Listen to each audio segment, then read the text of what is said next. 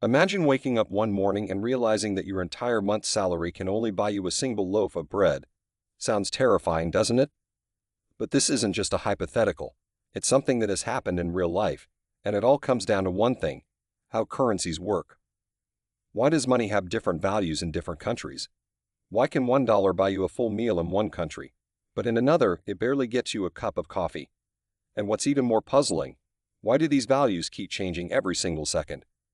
In this video, we're diving into the secret science behind currency values, what makes money strong or weak, why currencies aren't the same everywhere, and how these differences affect your life in ways you might not even realize. Meet Sarah.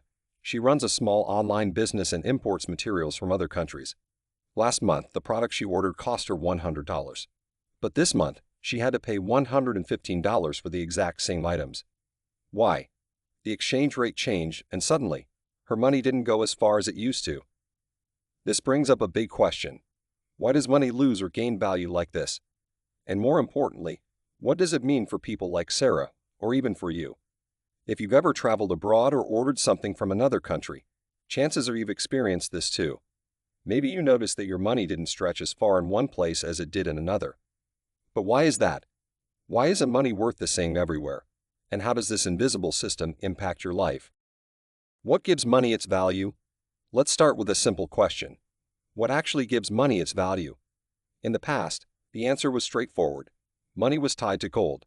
If you had a $1 bill, it was backed by a specific amount of gold stored in a government reserve.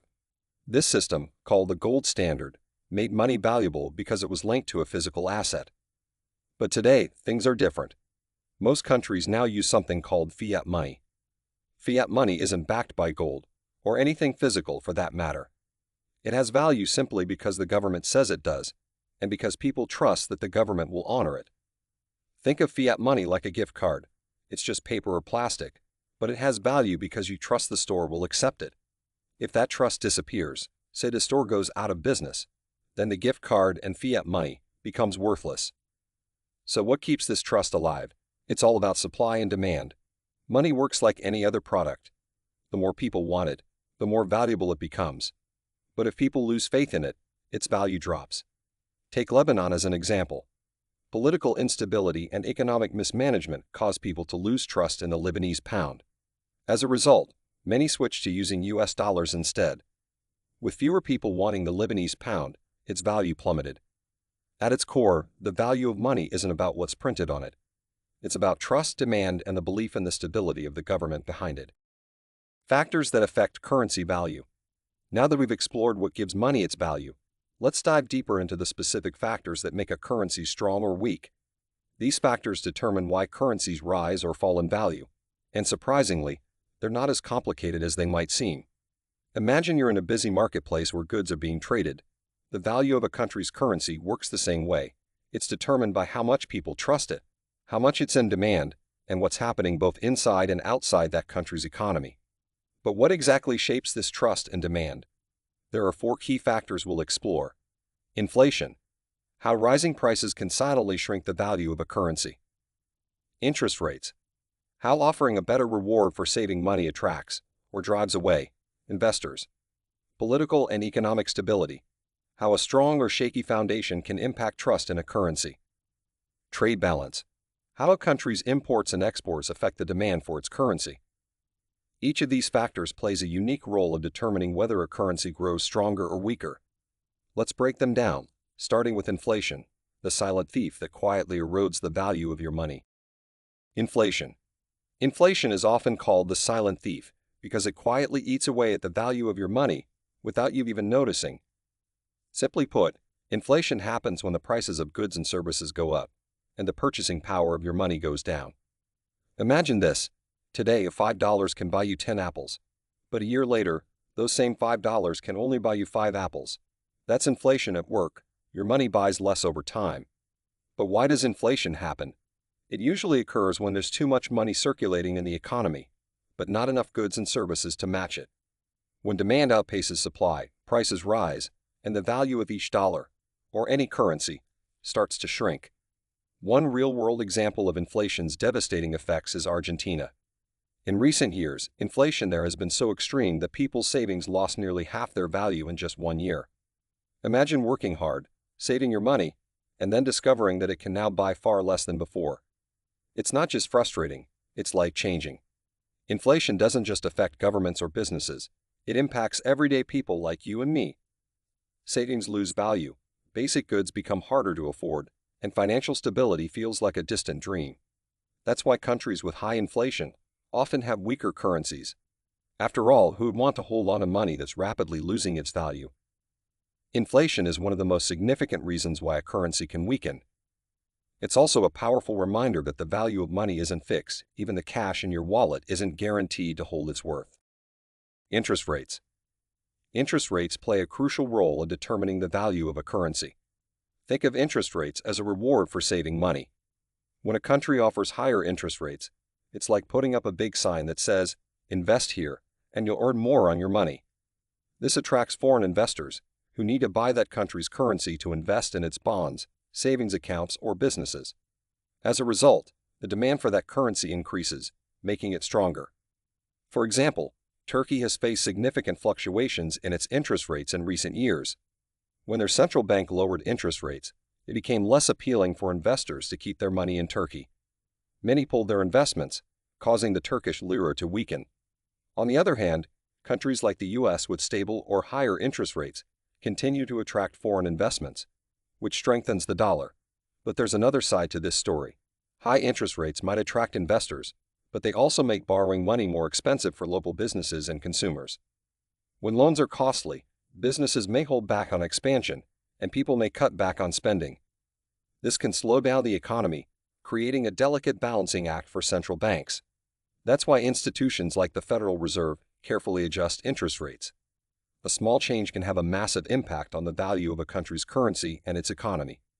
Here's a question for you. What would you do if a bank in your country offered you a higher return for saving money? You probably invest there, right? That's exactly how countries compete on a global scale, by using interest rates to attract investment and boost their currency's value. Political and economic stability. A country's political and economic stability is one of the most critical factors influencing the value of its currency. Think of a currency like a house. If the foundation is solid, people feel safe investing in it. But if cracks start to appear, or the structure becomes shaky, people will quickly look for somewhere safer to keep their money. When a country has a stable government, clear laws, and a growing economy, investors feel confident. They know their money will be secure, and this trust strengthens the currency. However, if there's political chaos, widespread corruption, or poor economic management, that trust erodes. People lose confidence in the currency, and its value plummets. Take Lebanon as an example. Years of political instability and corruption led to the collapse of the Lebanese pound. Protests broke out, banks restricted people from accessing their savings, and trust in the government disappeared almost overnight. The result? The Lebanese pound lost over 90% of its value, forcing people to switch to using US dollars as a safer alternative. Now compare this to Switzerland, a country known for its political neutrality and robust economy. The Swiss franc is often called a safe haven currency because during global crises, investors flock to it. They trust that the currency will retain its value even when everything else feels uncertain. Here's something to think about. Would you feel comfortable keeping your life savings in a country where protests break out every week, or where the rules keep changing unpredictably? Probably not. That's why stability matters. A stable government and economy don't just help a country. They make its currency more attractive to both its citizens and foreign investors. Stability isn't just a feature of a strong currency, it's its foundation. Trade balance. Trade balance is another critical factor that influences the value of a currency.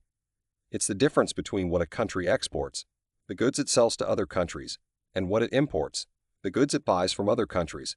When a country exports more than it imports, it creates a trade surplus, which strengthens its currency. But if it imports more than it exports, it creates a trade deficit, which can weaken its currency over time. Here's how it works.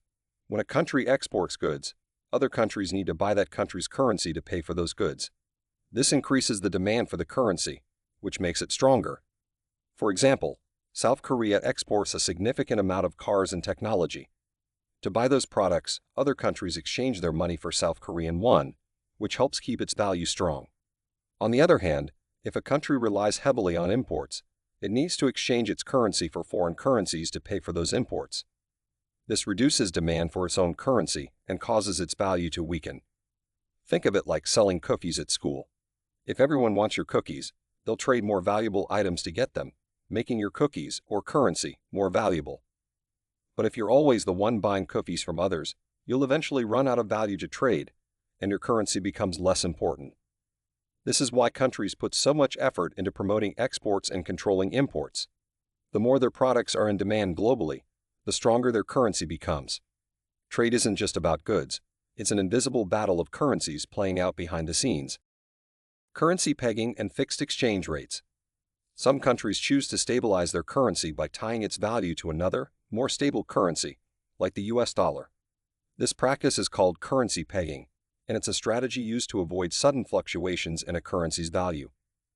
Here's how it works. Instead of letting their currency's value change freely based on supply and demand, a country's central bank sets a fixed exchange rate with a stronger currency.